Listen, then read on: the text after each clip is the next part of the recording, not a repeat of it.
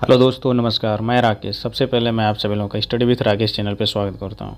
दोस्तों, हम लोगों ने भारत का भूगोल का अध्ययन किया। उससे संबंधित हम लोगों ने भारत का सामान्य परिचय को पढ़ा है और समझा है। उससे संबंधित मैं आप सभी लोगों के बीच T20 मतलब टॉप 20 क्वेश्चन लेकर आया हूं, जो उससे रिलेटिव हैं और हर एक एग्ज़ाम में पूछे जाते हैं। ये क्वेश्चन बहुत ही महत्वपूर्ण है, आप लोग इसे ध्यान से पढ़िएगा और जो क्वेश्चन न समझ आए मुझे कमेंट बॉक्स में कमेंट कीजिएगा, मैं उसको आप लोगों को बताने का प्रयास करूँगा। दोस्तों, आइए स्टार्ट करते हैं। पहला क्वेश्चन है, भारत की अवस्थिति एशिया महाद्वीप में कहाँ है? दोस्तों, आप लोगों के बीच 5 सेकंड का समय है। बताइए, भारत की अवस्थिति एशिया महाद्वीप में कहाँ है? आपका समय समाप्त हुआ, 5 सेकंड पूरा हुआ। भारत की अवस्थिति एशिया महाद्वीप में दक्षिणी एशिया में है। ठीक दोस्तों, दूसरा क्वेश्चन है, भारत स्थल मंडल के कुल क्षेत्रफल का कितना प्रतिशत भाग है? जल्दी से बताइए, 5 सेकंड आप लोगों के पास है। दूसरा क्वेश्चन है, जी दोस्तों, इसका ऑप्शन होगा सी। कितना है? 2.4%। आइए अगले क्वेश्चन की तरफ चलते हैं। अगला क्वेश्चन है आप लोगों के बीच, भारत भूमंडल के कुल क्षेत्रफल का कितना प्रतिशत भाग है? भारत भूमंडल के क्षेत्रफल का कितना प्रतिशत भाग, भूमंडल की पूरे ग्लोब, पूरे पृथ्वी का, संपूर्ण पृथ्वी का कितना परसेंट भारत का हिस्सा है? कितना है? 0.57%। कितना है? 0.57%। ऑप्शन सी सही इसका है। ठीक दोस्तों, आइए अगला क्वेश्चन देख लें। भारत में लगभग गांव की संख्या कितनी है? यहाँ गांव होगा दोस्तों, कल मिसप्रिंट है वहाँ गांव होगा। भारत में लगभग गाँव की संख्या कितनी है? लगभग पूछा है, इक्यूरेट नहीं पूछा, लगभग। तो बताइए दोस्तों, 5 सेकंड का समय आप लोगों के पीछे। इसका ऑप्शन होगा बी, लगभग 6,40,000। कितना है? लगभग 6,40,000 है। दोस्तों, अगला क्वेश्चन है, भारत का दक्षिणी बिंदु विषुवत रेखा से कितनी दूरी पर है? भारत का दक्षिणी बिंदु विषुवत रेखा से कितनी दूरी पर है? दोस्तों, 5 सेकंड का समय, जल्दी से बताइए आप लोग कितनी दूरी पर है। जी हाँ, टाइम समाप्त हुआ। इसका ऑप्शन नंबर डी होगा। कितना है? डी। कौन सा होगा? 876 किलोमीटर की दूरी पर है। ठीक है दोस्तों, अगला क्वेश्चन है, भारत के कितने राज्य से होकर कर्क रेखा गुजरती है? जल्दी से बताइए। क्वेश्चन हर एक एग्जाम, ऐसा कोई एग्जाम नहीं होगा जिसमें क्वेश्चन पूछा ना गया हो, हर बार पूछा जाता है। बहुत ही महत्वपूर्ण क्वेश्चन है। बताइए दोस्तों, कितने राज्यों से होकर गुजरता है? 8 राज्यों से। कितने राज्यों से होकर गुजरता है? 8 राज्यों से।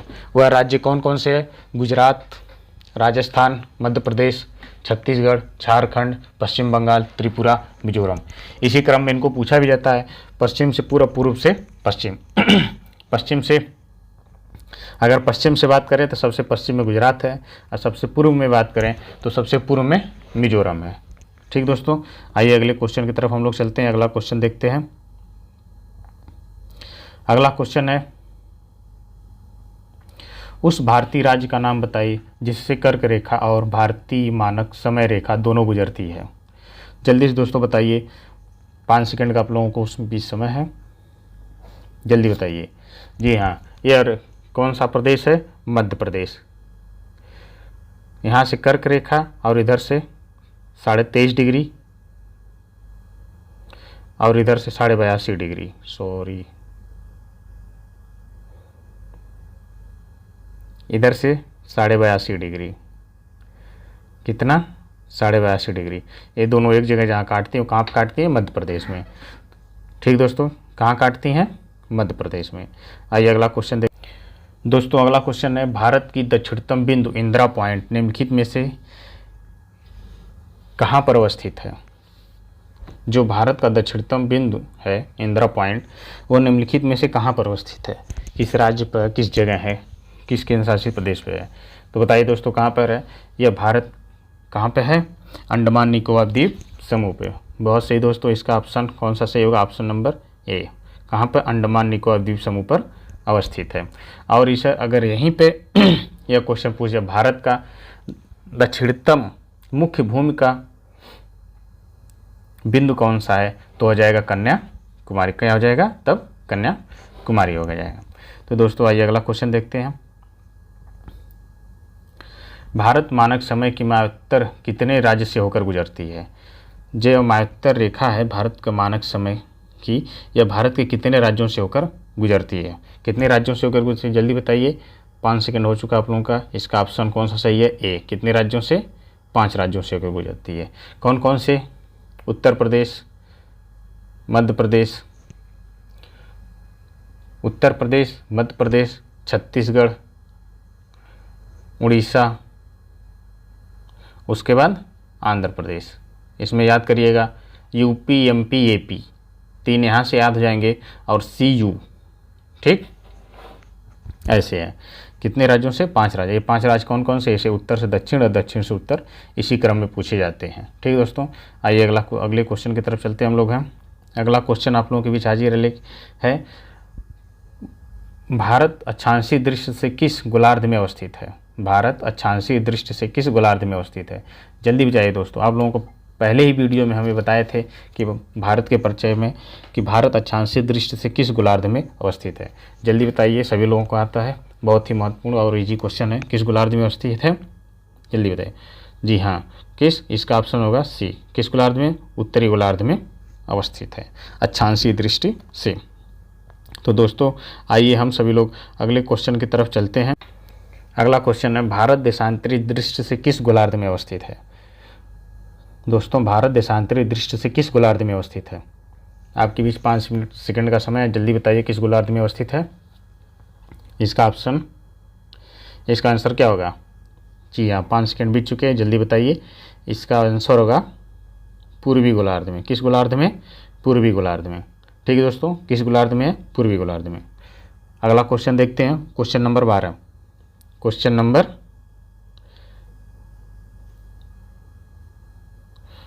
नंबर हम लोग 12 देखते हैं। क्वेश्चन नंबर 12, भारतीय उपमहाद्वीप मूलतः एक विशाल भूखंड का भाग था जिसे कहा जाता है। क्या कहा जाता है? 5 सेकंड।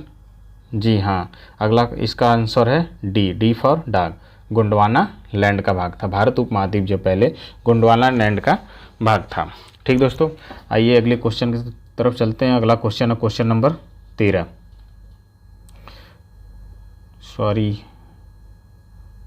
क्वेश्चन नंबर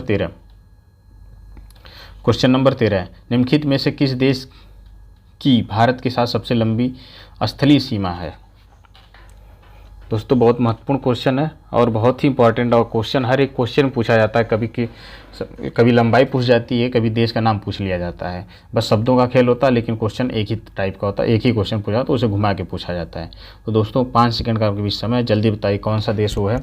जी, हमारा पड़ोसी देश जो कभी पाकिस्तान का हिस्सा था। कौन सा? बांग्लादेश। जी, कितना हमारे साथ लंबाई लगती है उसकी? 4097 किलोमीटर। 4097 किलोमीटर। ठीक दोस्तों, तो आइए हम लोग अब अगले क्वेश्चन की तरफ चलते हैं। अगला क्वेश्चन दोस्तों, भारत के किस राज्य की सीमा तट के सहारे सबसे लंबी है? दोस्तों बताइए, भारत के किस राज्य की सीमा तट के सहारे सबसे लंबी है?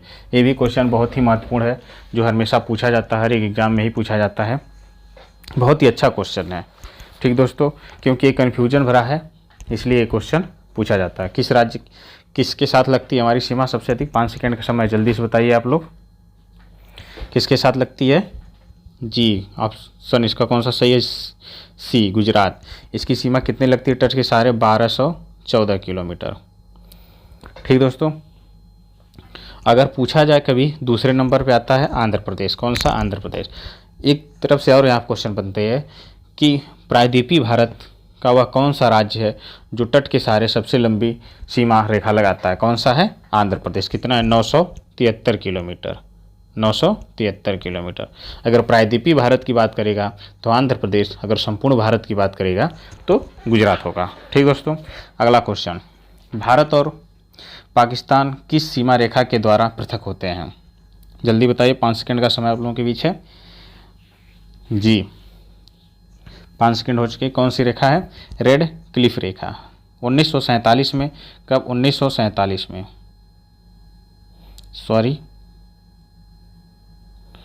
1947 में दोस्तों सर रेड क्लिफ के नेतृत्व में या दक्षता में यह रेखा खींची गई, इसीलिए इसका नाम रेड क्लिफ रेखा रखा गया है। यह भारत और पाकिस्तान की सीमा रेखा है।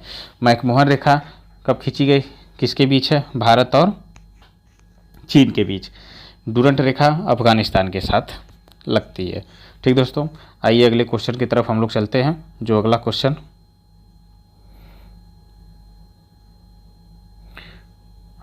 दोस्तों, वह कौन सी महत्वपूर्ण अक्षांश रेखा भारत को लगभग 2 भागों में बांटती है। ये बहुत महत्वपूर्ण क्वेश्चन है। ये क्वेश्चन हर एक एग्जाम में पूछा गया है। टॉप से लेकर लोअर लेवल तक जो भी पेपर होते हैं, क्वेश्चन एग्जाम कराए जाते हैं, उनमें यह क्वेश्चन पूछा जाता है। तो कौन सी वह अक्षांश रेखा है, 23.5 डिग्री उत्तरी अक्षांश रेखा, 23.5 डिग्री उत्तरी अक्षांश रेखा। इसे ही हम लोग क्या कहते हैं, कर्क रेखा कहते हैं। कर्क रेखा भी कहा जाता है। यह भारत को लगभग 2 भागों बराबर भागों बांटती है, उत्तरी भारत और दक्षिणी भारत। तो दोस्तों इस प्रकार से आइए हम लोग अगले क्वेश्चन की तरफ चलते हैं। क्वेश्चन नंबर 17, कौन सी देशांतर रेखा भारत की मानक समय रेखा है। कौन सी देशांतर रेखा भारत की मानक समय रेखा है। दोस्तों जल्दी बताइए, बहुत महत्वपूर्ण क्वेश्चन है ये भी जी दोस्तों बताइए कौन सी रेखा है वह। 5 सेकंड आप लोगों का बीत चुका है। बताइए जी, कमेंट नहीं जी, कौन सी रेखा वो है। 82.5 डिग्री, सॉरी सर,